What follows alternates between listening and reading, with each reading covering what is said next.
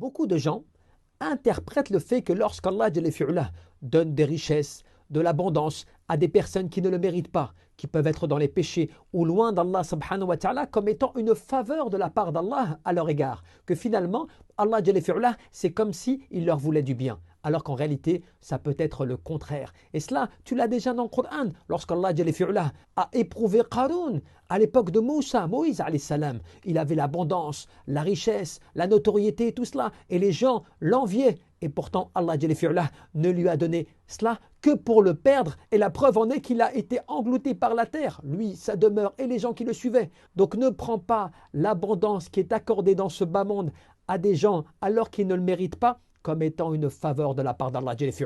Mais Allah subhanahu wa ta'ala, dans le Coran, il te rappelle que c'est parce qu'ils ont oublié le rappel d'Allah.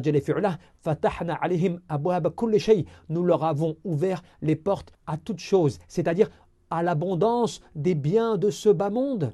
Hatta farihu bima utu, jusqu'à temps qu'ils exultent, qu'ils se réjouissent de ce qu'ils ont. Comme quand Allah te dit wa farihu bil hayatid dunya. Ils se réjouissent de ce bas monde, mais qu'est-ce que ce bas monde par rapport en comparaison à l'au-delà, si ce n'est une demeure, une jouissance temporaire. Donc le croyant doit être dans le discernement et perspicace quant au fait de ce qui est accordé dans ce bas monde. Mais lorsque l'adorateur est sincère, dévoué et qu'Allah lui accorde ainsi ses facilités, il se doit d'être reconnaissant en agissant en conséquence, en adorant Allah et en étant sincère dans cette dévotion.